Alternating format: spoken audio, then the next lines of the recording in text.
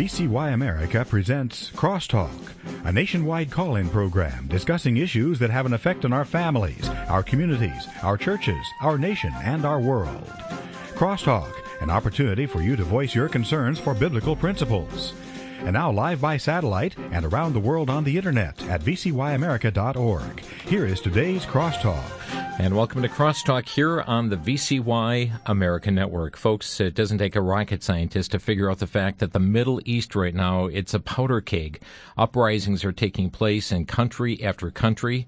Newsmax.com is reporting that the Yemen-based branch of al-Qaeda is urging Muslims to step up, protest, and kill more U.S. diplomats in Muslim countries, calling the film that mocks Muhammad as another chapter in the Crusader Wars against Islam.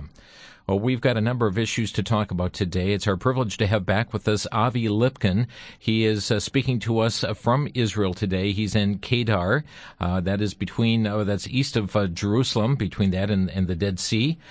He was born in the United States, immigrated to Israel in 1968. He served in the Israeli Defense Forces Reserves for some 30 years and also in the IDF Artillery Reserves and 14 years as an IDF spokesman.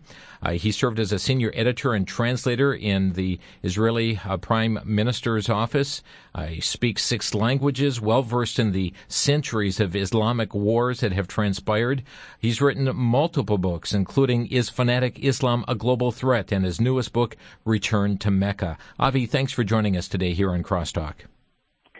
Always a special pleasure and honor to be on your radio station and on your show.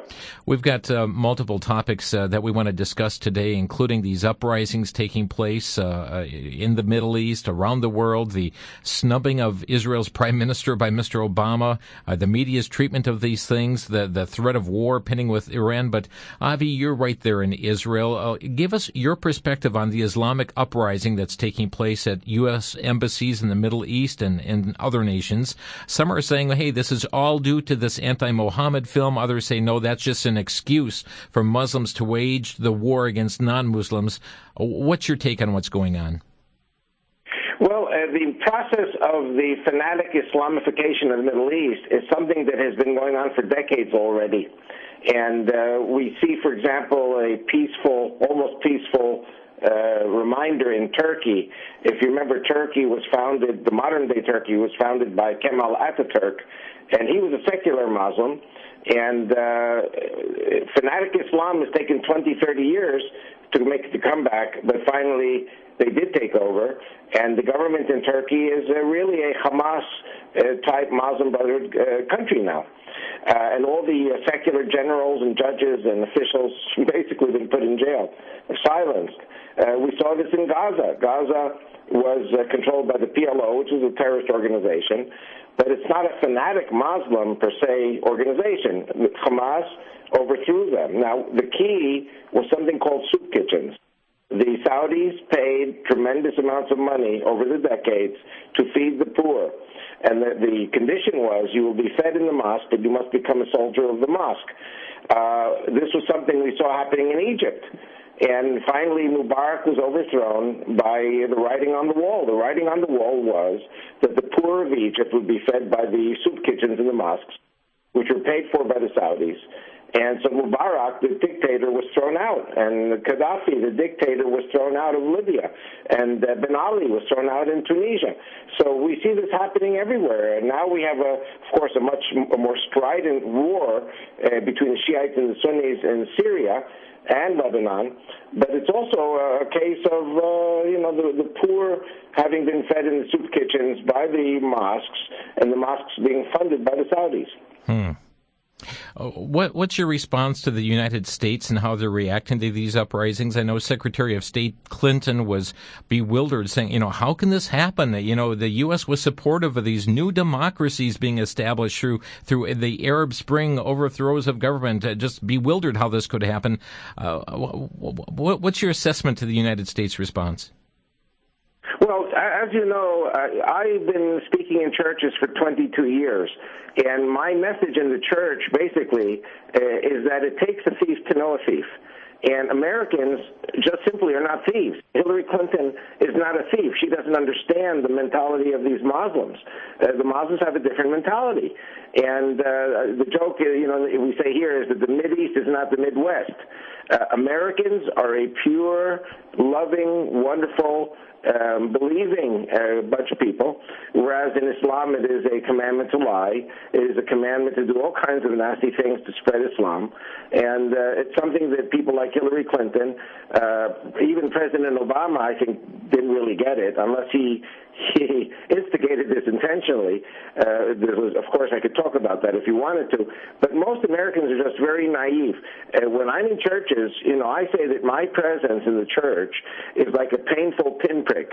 In other words, I am like a vaccination. I'm like an inoculation. I'm like the needle that makes the person suffer and squirm at first, but it gives the person the vaccination that person needs to survive the sickness known as Islam. Well, you've prompted my interest. What did you mean by instigated intentionally? Okay, I don't know if you remember this. I've spoken about this with Vic Eliason many times. My wife, Rachel, is Jewish from Egypt. I am Jewish from America. I think like a Christian because I was born and raised in America. She thinks like a Muslim because she was born and raised in Egypt. And we both moved to Israel at age 20. Both of us are the same age.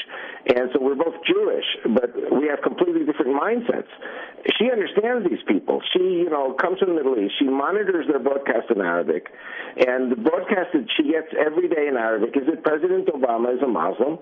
I recommend to your listeners to go to Saudi Plant YouTube. There's a YouTube called Saudi Plant, Plant. It has over 3.5 million hits, unless they removed it. Now with this thing about this Egyptian movie, maybe they remove my stuff too. I have a 3-year jail sentence in Switzerland for speaking against the minarets, for speaking against Islam. So Rachel picked up broadcasts that President Obama, now listen carefully, this is what I'm going to say will sound so crazy, but it's what we pick up in Arabic every day. Obama has 3 tasks, according to the Saudis. Task number 1 is to terminate the Shiite threat in Iran. This, I believe, is going to happen before the elections in November.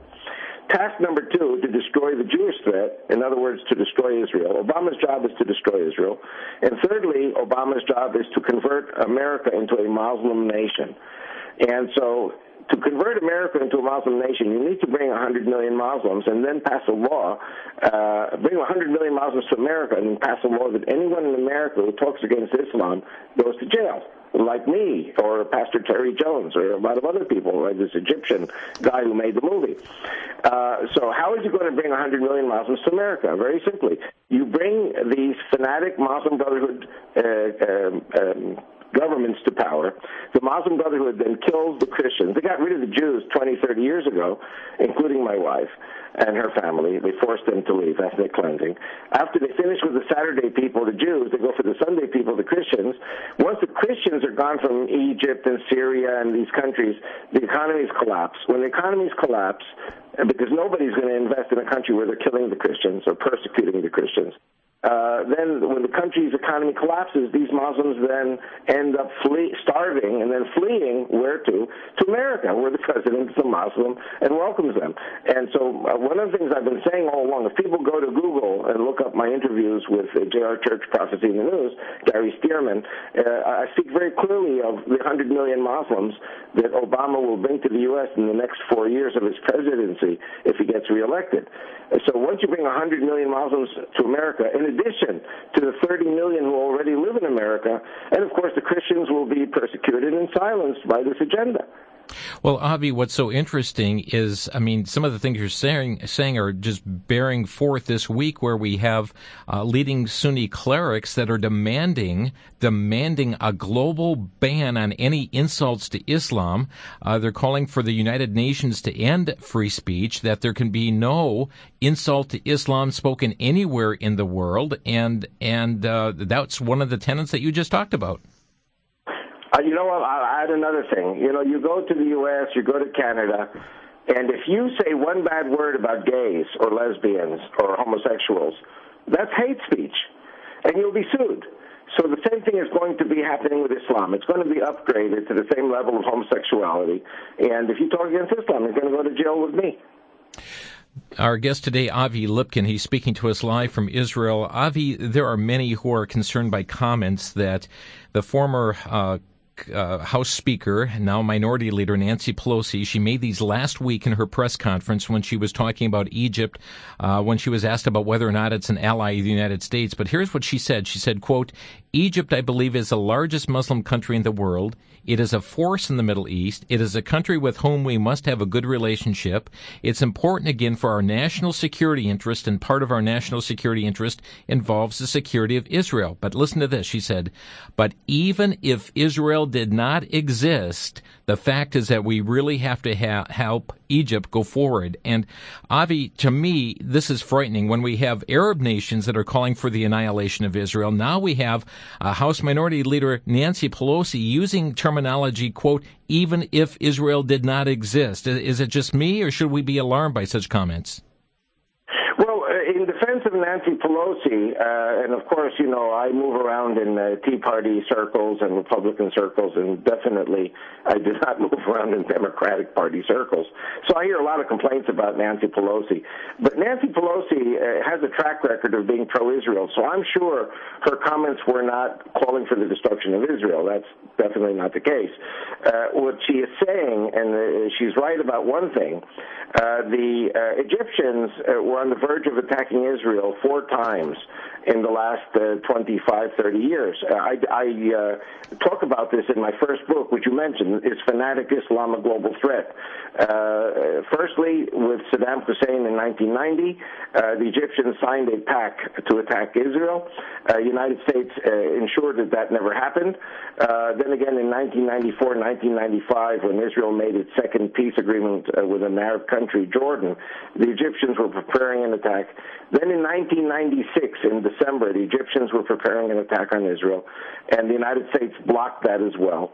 And of course, with the wars in Lebanon, the United States has played a very active role in running interference, not allowing the Egyptians to attack Israel. And of course, money is one of the ways the American government does that, but the United States used all its weight, all its influence to prevent Egypt from attacking Israel. The Egyptians dream about attacking Israel. They invaded Israel 3 times. Israel had to take Sinai 3 times in its self-defense. And Egypt eventually, I predict, is going to go to war with Israel again and come across Sinai a 4th time, and Israel is going to have to take Sinai a 4th time because Islam is a form of insanity. You know, in other words, you keep making the same mistakes over and over again, thinking this time the result will be different. So the Egyptians will attack again, thinking the results will be different. But the United States until now has blocked Egypt. Now, the Arab world, and this is Pelosi's right, the Arab world cannot go to war with Israel, a real war, without Egypt.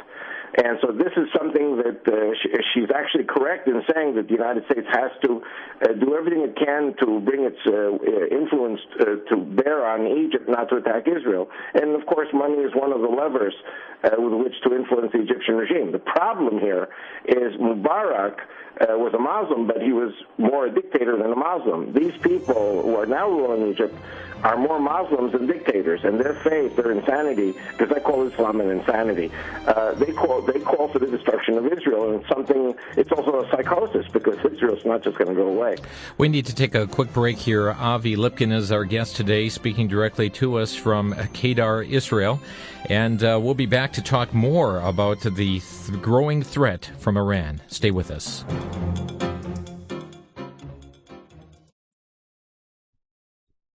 Back to Genesis with Dr. John Morris, creation researcher and geologist at the Institute for Creation Research. Dr. Morris, are flowering plants related to other types of plants? Chris, from an evolutionary perspective, they must be. But if you look at the evidence, they don't appear to be. They exist in incredible variety with beautiful flowers and unique fruits in an incredible abundance all around the globe. Many of these types are found in the fossil record, but every time they're found, they are what they are. There's a lot of variety among them, but no clue that they evolved from any of the other non-flowering plants. Chris, in this creation evolution business, I like to encourage people to step back and take a look at the big picture. There's a lot of evidence for variety among the dogs as well as among the flowering plants. But where do dogs come from, and where do flowering plants come from? And that's how it must be if creation is true. God created each type back in Genesis. For more on creation, visit our website at www.icr.org.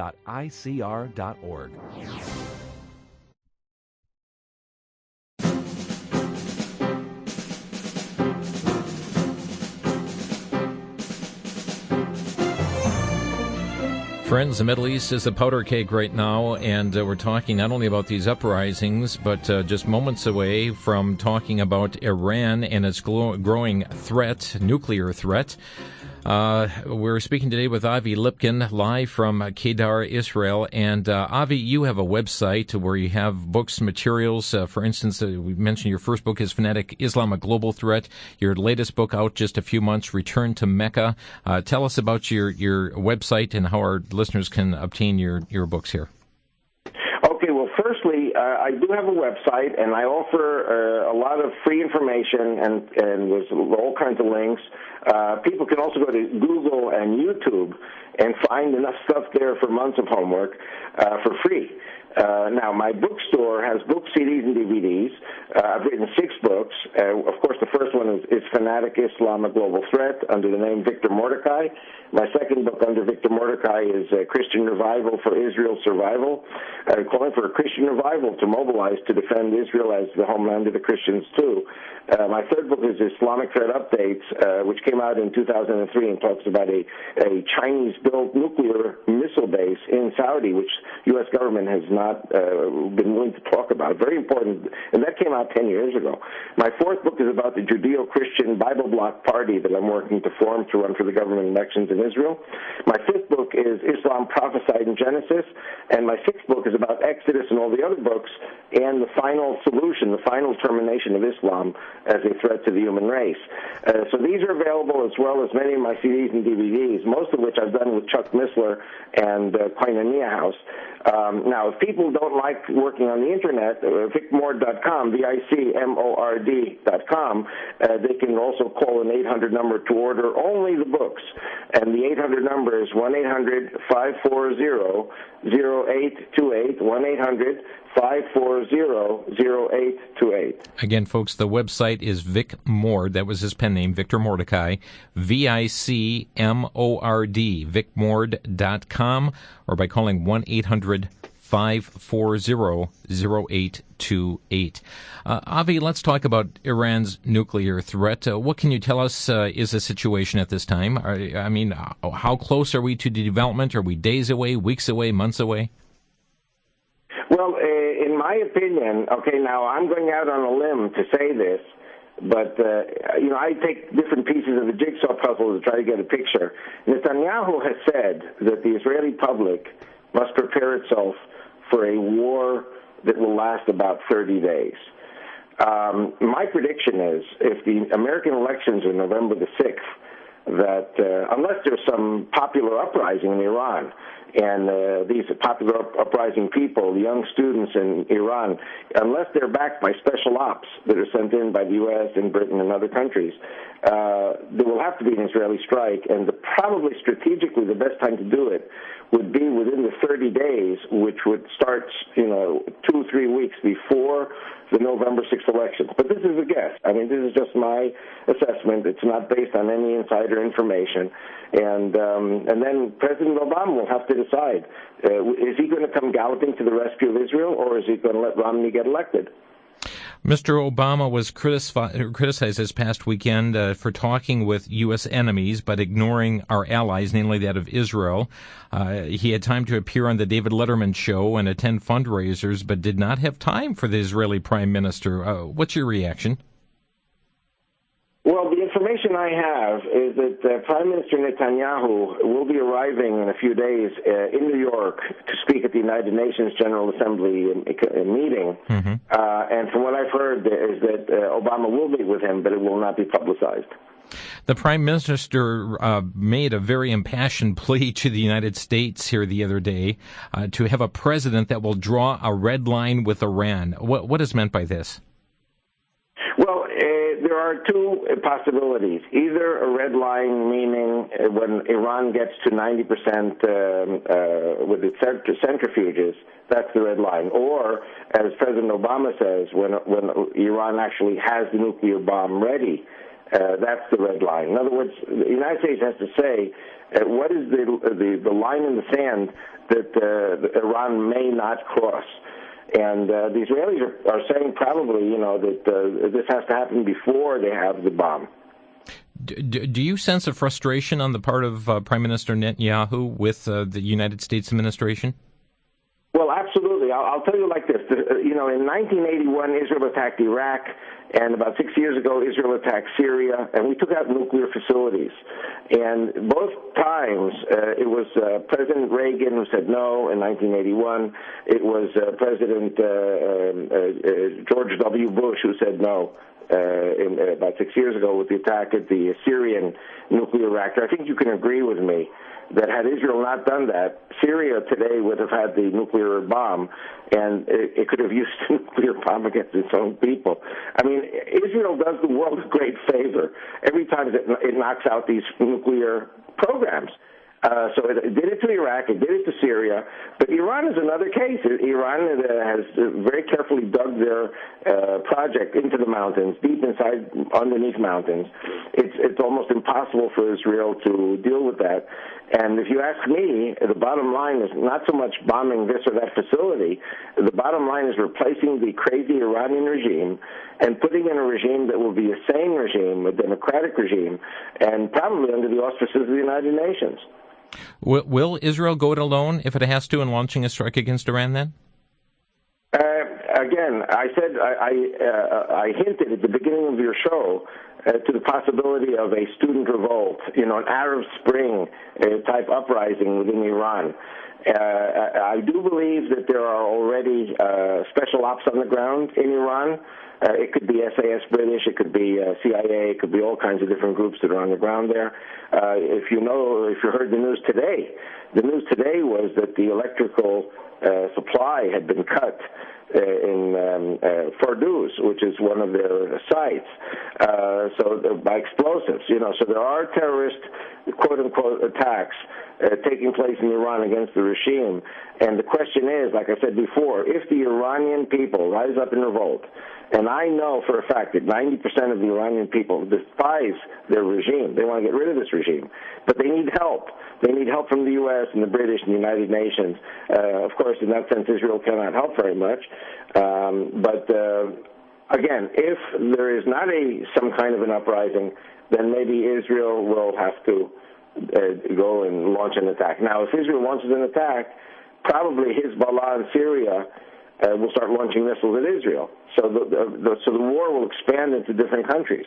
And it might be that the Iranians will shut off the Straits of Hormuz, which in the end, will force the entry of the, shall I say, the one world government into reopening the Straits of Hormuz. But the bottom line in either case is that the Iranian regime will be replaced. Well, on that point, the London Telegraph has been reporting that there is an armada of U.S. and British naval power that's been massing in the Persian Gulf in the belief that Israel is considering this preemptive strike against Iran, and that if Israel strikes Iran, that Iran is going to retaliate by attempting to mine or to blockade the shipping lane through which passes about 18 million barrels of oil every day, approximately 35% of the world's oil traded by sea.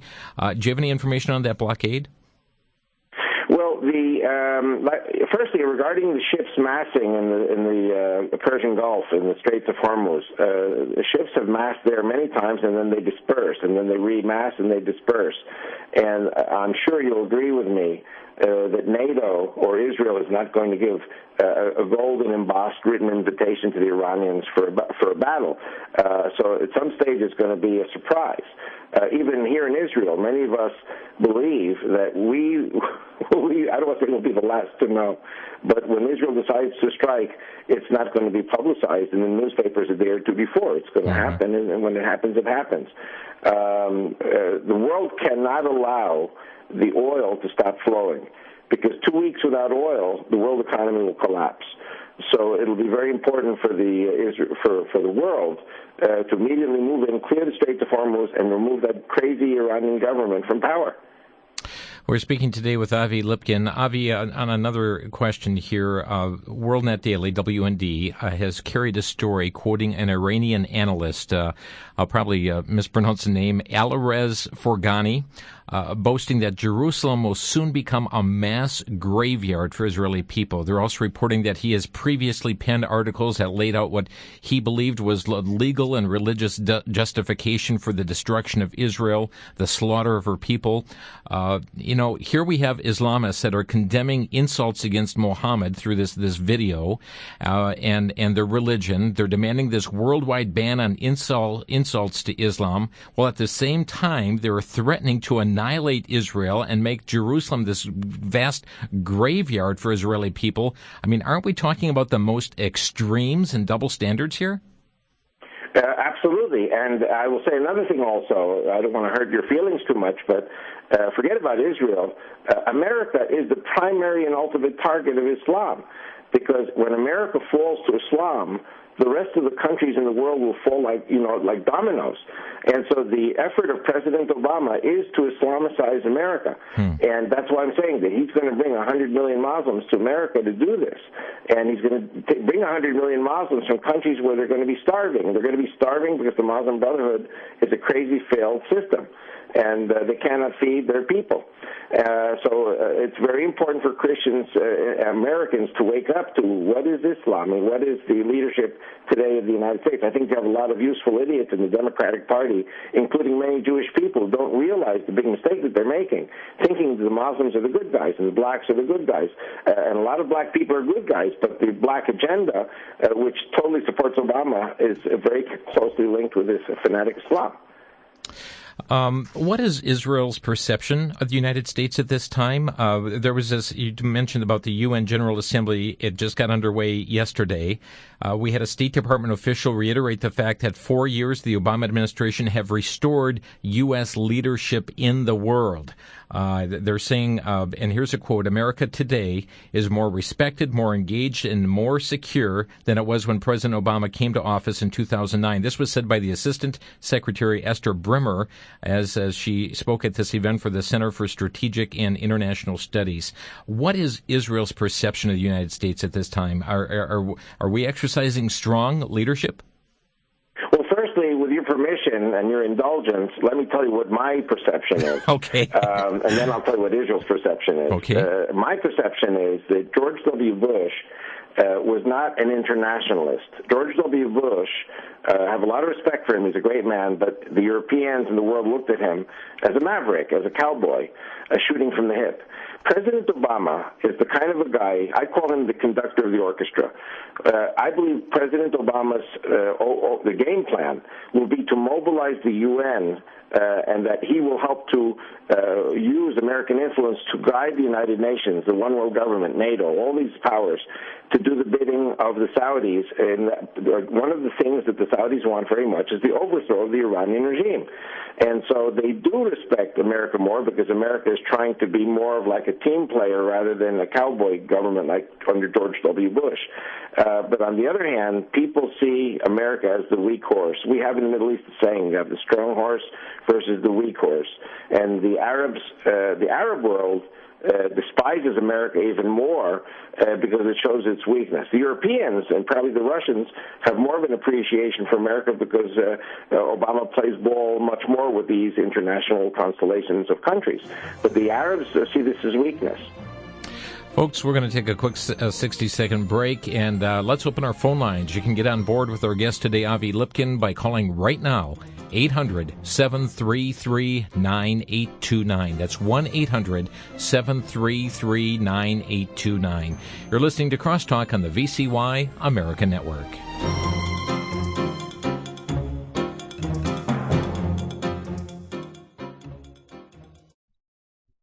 Israel is constantly in today's news.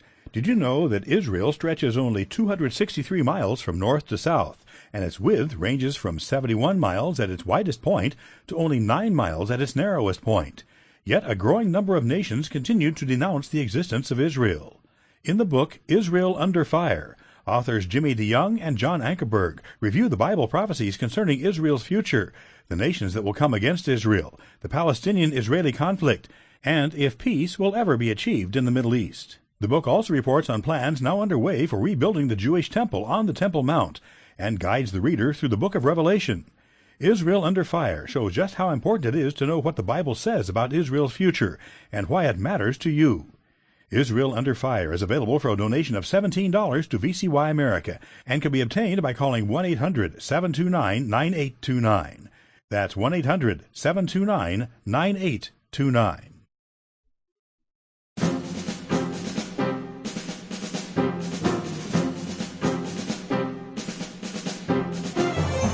You're listening to VCY America. The program is Crosstalk, and our guest today, Avi Lipkin, who is speaking to us from Israel today.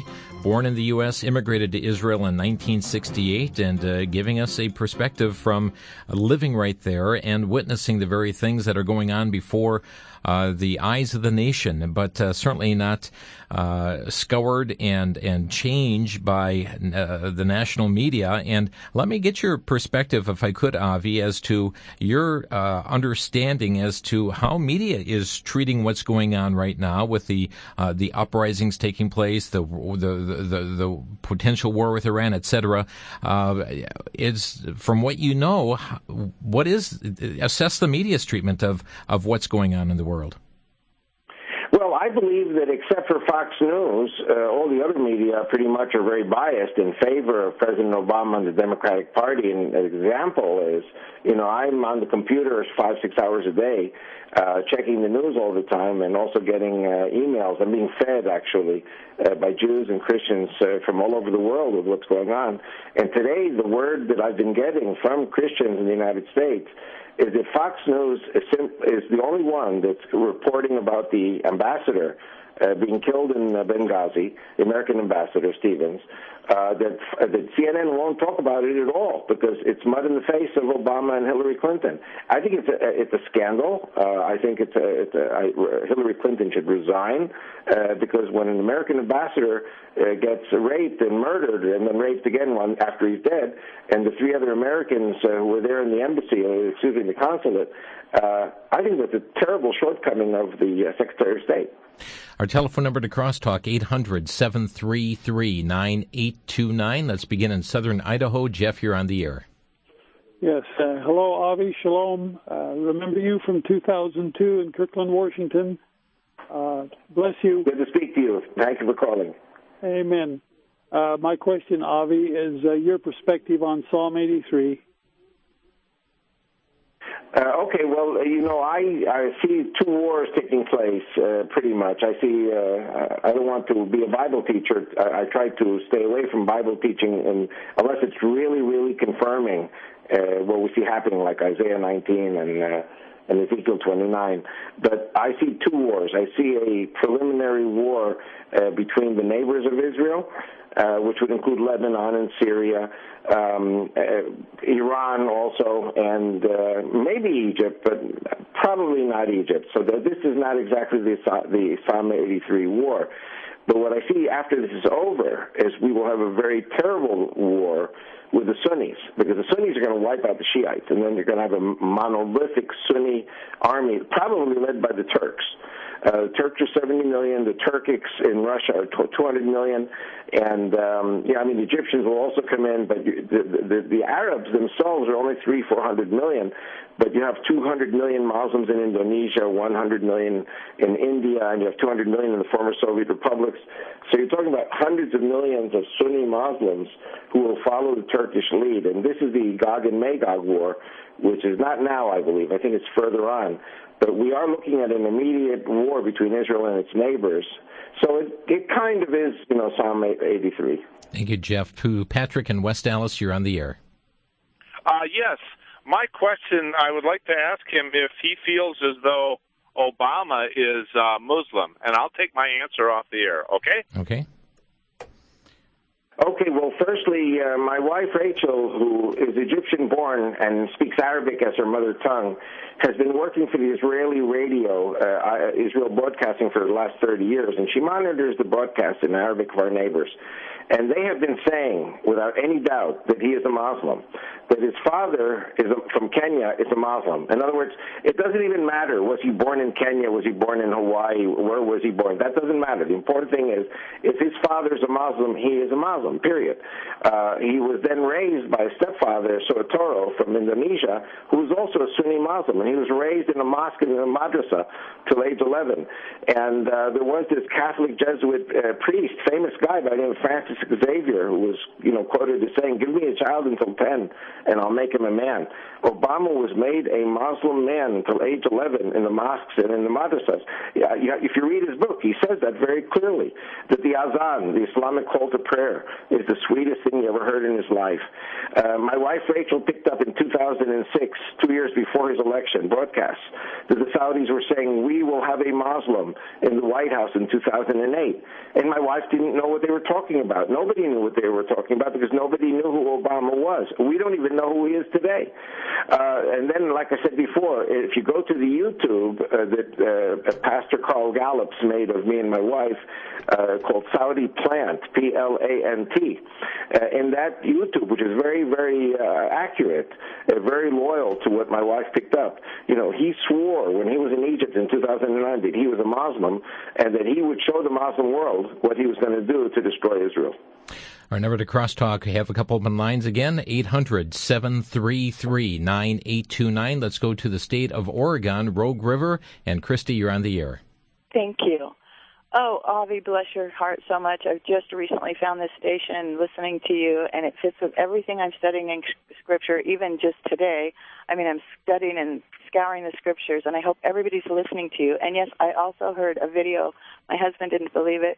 With my own ears and eyes, we saw him on a video saying, "I am a Muslim. My deep roots go deep in Muslim." Of course, he was speaking to Muslims or Islamic somewhere. And every single thing you said, it rings so true in my spirit. And everything you said has been things I've been studying, and I've been praying for the Lord to open my eyes even more because I'm pretty much aware of all this. But wow, thank you from the bottom of my heart. Bless you, dear. I have to tell you guys something. Before the 9/11 attacks, and in my first book, which came out in 1998, which is 4 years before the 9/11 attacks, I was talking about the 9/11 attacks, and everybody said I was nuts. And then when it happened, everybody said I'm a prophet. I said, I'm not a prophet. I just listened to my wife. My wife listens to them. They said they were going to take American planes and crash them into the World Trade Center.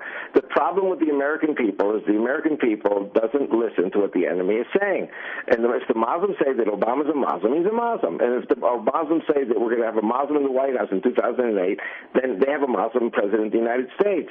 And, I mean, all you have to do is look what he has done, how he has ignored the Christian prayer breakfasts, national religious broadcasters, and he's always quoting the Quran, and his whole life is around Islam. And the bottom line is he's going to make America a Muslim country, and he's going to weaken America, make America an internationalized country. And Agenda 21, the takeover of American land, farms, forests, natural resources, will be done in order to accommodate 100 million Muslim immigrants who will be brought in the next 4 years. Oh, wow. Well, let them protect you. Thank you, Christy. God bless you, and God save America. Appreciate your call here today. By the way, folks, we did a full hour on Agenda 21 last Friday here on this program, and trust you'll go to crosstalkamerica.com and listen to that. Avi Lipkin is our guest here today. Our phone number, 800-733-9829. Let's go to Tim in Tennessee. You're on the air, Tim. Yes, a little bit off the wall question, but I was wondering, is it possible to have a ground war on Israel over Iran? In other words, what I was thinking, is it possible to go through Iraq? I want to look on a map. Is it possible maybe to knock out Syria, go through Syria to get to Iran? Is that at all thinkable or possible? Are you asking, sir, if Israel will attack on the ground? Yes. No. I don't think Israel is able to cover such a long distance through all this hostile territory, because Syria is hostile. Jordan would never allow it. Saudi would never allow it. Iraq is still at war officially with Israel. What I think we're talking about regarding Iran is either a pinprick attack in which Israel strikes from the air, or an uprising by the Iranian people, which will then be backed by the United Nations, the United States, and NATO. So those are the two scenarios as I see them. Israel is not able to do such a thing. If we look back at the Desert Storm, Israel had offered to attack H2 and H3. H2 and H3 were the westernmost missile bases of Saddam Hussein. He was firing his missiles at Israel from H2, H3, and the Israeli General Staff calculation was that we were going to lose 800 of our best soldiers, commandos, in securing those two bases. So Israel really, I think, cannot cover the ground as well as it can from the air. Thank you, Tim. Appreciate your call. Thank you. And to Jan, calling from Milwaukee. You're on the air, Jan. Yes, I just I'm really confused because I've talked to so many people that seem to think Obama's okay and we're going to vote for Obama. We don't want any Republican in there. They're for the rich and all that. I just thought maybe there would be a few things that I could say to these people that would change their minds because it's just really hard to talk to them. Well, all I can say, my dear, is that I'm one of those people, and I believe you are also, who believe that America is an exceptional country. In other words, there's a term, the exceptionalism of the American people. And the exceptionalism of the American people comes out of Christianity. I'm a Jew speaking, and I'm saying the greatness of America is in Jesus Christ. And when you have a Muslim president and you have everything being done to break down the Christianity of America, the Bible-based faith, which made America great, then America loses its greatness. And that will harm the so-called poor, victimized people that are going to vote for Obama. It's going to hurt them, too. Thank you for the call here, Jan. Our number 800-733-9829. Couple open lines again. James in Minnesota, you're on the air. Yes, hello, Avi.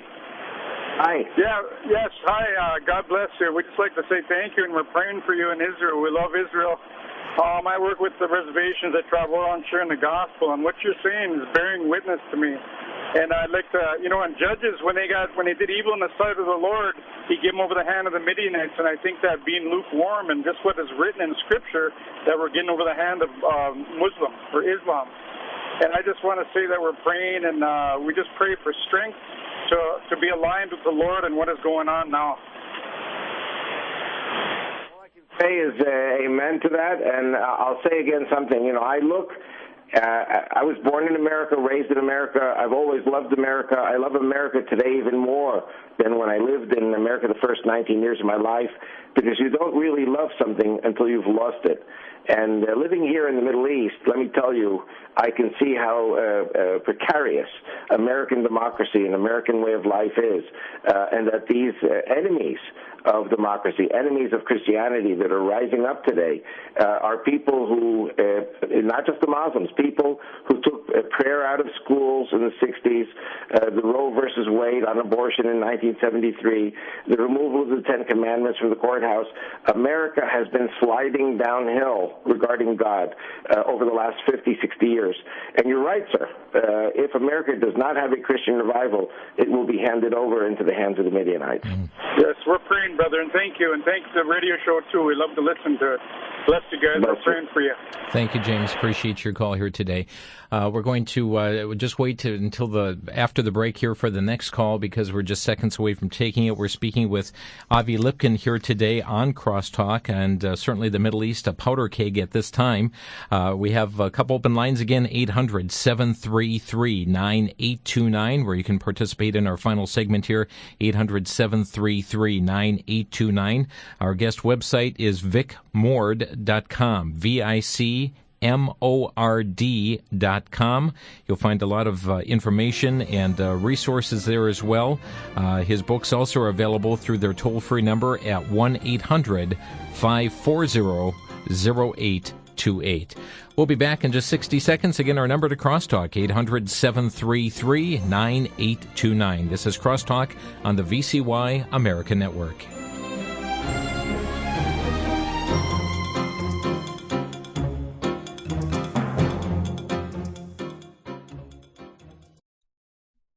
For the Worldview Weekend Minute, I'm Brandon House. Our website's worldviewweekend.com. 2 Corinthians 5, verse 21 says, "For he made him who knew no sin to be sin for us, that we might become the righteousness of God in him. Some have tried to use this verse to say that Jesus was a sinner on the cross, that he was not sinless, but actually became a sinner on the cross. He became sin.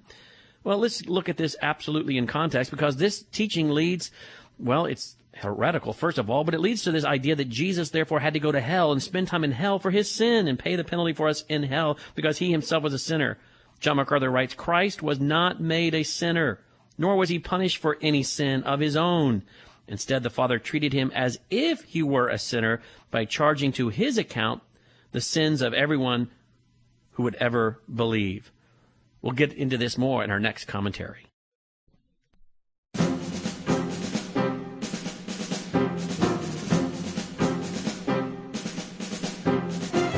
You're listening to Crosstalk here on VCY America. Avi Lipkin is our guest today. He is in Israel. He is located east of Jerusalem in Qatar. And we're taking your phone calls today on Crosstalk. Let's go to the state of Washington, where Sandy is calling. Sandy, thanks. Go ahead. You're on the air from the Tri-Cities. Yes, I had a question for Avi. I have been hearing from several of the sources that I listened to lately about the EMP, the electrical magnetic pulse, and that the Iran people, it's well known over there, and they are saying, I wondered if your wife heard any reports on this, that if we help Israel or if we don't go against what they're doing, that they're going to retaliate and send one of their drones or missiles over, and it hits our electrical grid and basically turns us into a third world nation. Have you heard anything about that? Well, there is a lot of talk about EMP attack, and there were also reports that Israel was going to do EMP on Iran, and vice versa. I actually heard about the threat from Russia and China and North Korea and all these other countries, the no-good-Nick countries that want to destroy America. So, I don't know. I imagine everyone has EMP weaponries, and I imagine that the Iranians and who are Shiites, as well as the Sunni terrorists, the sleeper cells here in America, I'm in Israel now, but there are all kinds of dirty tricks in their bag of tricks against the United States of America. So what I think America needs to do is to wake up to realize that America is at war. 9/11 was the beginning of World War III. It was the Pearl Harbor of World War III. And unfortunately, because of the American dependence on oil from the Middle East, nobody could come out and call a spade a spade. So I can't really answer you. I'm not a technical person. I'm not somebody in the secret circles of the Israeli military or the American military to know what's going on. But I do believe that there are indeed sleeper cells. There are threats to America. There are threats to Israel. And they hate us equally. They hate Israel. They hate America equally. Yes, I've heard that it has been taken to Congress and the seriousness of it laid out, but that Congress is just ignoring it, and that our military has some protection from it, but it's as if they don't really care that the American people don't have it. So anyways, I just thought I would ask you. Thank you. Thank you, Sandy. Appreciate your call here today. To Rome, Georgia, and is it Selena? Yes, Selena, go ahead. You're on the air. I had a question in a comment, if you will, to expound upon, I thought you said, Avi, about the potential for Israel to strike just prior to the election where Obama may come in and, somewhat save the day. I actually emailed you, Vic, on Crosstalk with some links and information and resources regarding some printed and published documentation supporting that thought. And whereas it's actually being planned that President Obama would remain the president by the elections being postponed due to the quote-unquote save the day. I wondered your thoughts on that and if you have any validity to what I had said in addition. Yes, I appreciate your remarks. What I believe is going to happen is that President Obama has three phases. The first phase is to get reelected. A war with Iran, I believe, if he, as you said correctly, save the day president. will get him reelected. I'm not happy about that. I prefer Romney, obviously. Secondly, once he gets reelected, then he will bring 100 million Muslims into the United States using Agenda 21 to settle them here, in America. And then once the people are settled there, America becomes a Muslim country, and then it is easier to dislodge the Christian support for Israel and make America a more pro-Muslim country, which will lead to, in his opinion, to the destruction of Israel. Those are his marching orders. So that's the three-phase plan. Again, like I said before, the logic of everything to me is that he will come to the support of Israel if Israel attacks. He'll probably let Israel take a real beating with missiles, and then he'll come in and then he'll probably give Israel some deadlines and some ultimatums to do whatever he wants regarding a Palestinian state, which I think is outrageous. Even Romney said that there's absolutely no hope for a two-state solution. So, we'll have to see what happens. Like I said before, either we will see the students of Iran rise up with support of the world, Arab Spring will be the Iranian Spring, or Israel will lead a surprise attack. We don't know. Thank you for the call here, and keep in mind our guest is speaking as his perspective, as he's been in Israel for many, many years and served in the Israeli Defense Force Reserves for many years, a spokesman for and translator for the Prime Minister of Israel as well, and much to share. Let's quickly go to New York, and Justin, you're on the air. Yeah, I think the last two callers kind of, in a way, possibly from your answers, kind of answered my question, but I think it was Timothy Geithner who said, don't let a good crisis go to waste. And Rahm Emanuel. Mm-hmm. Was it Rahm Emanuel? Okay, yeah. I'm sorry. Don't let a good crisis go to waste. And I was thinking, what do you think, other than possibly gas prices and oil prices, going through the roof if a war does break out over there, and when they do, what other implications do you think possibly could you see, other than what you stated to the last few callers, that would possibly happen here in the United States? Okay, well, firstly, my wife Rachel today picked up a broadcast, which I think that listeners will be very happy to hear. By the way, we have... Saudis are fighting in OPEC to increase oil production, to lower the price of gasoline in the United States, so as to make President Obama more popular before the elections. This is something I've been saying now for the last 2 years. The gasoline will come down to $2.50 a gallon miraculously. We see Wall Street going up to $13,500. I've been predicting it will go up to $15,000 just before the elections. I'm not talking about what happens after the elections, but there are all kinds of manipulations financially that can be done to make Obama look like the Messiah.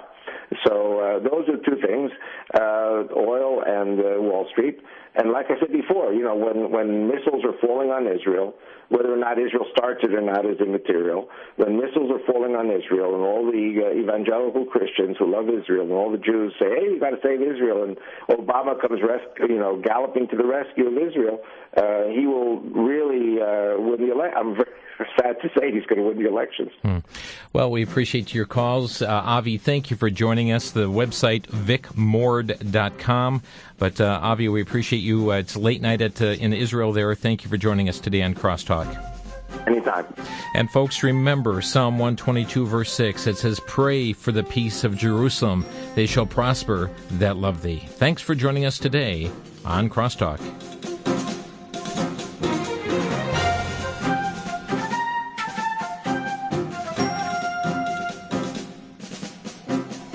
You've been listening to Crosstalk via satellite and the internet from VCY America. Views expressed may or may not be those of this station. For a CD of today's program, send a donation of $6 or more to VCY Take Ministry, 3434 West Kilbourne Avenue, Milwaukee, Wisconsin, 53208, or download by RSS or podcast from crosstalkamerica.com. And join us again for Crosstalk.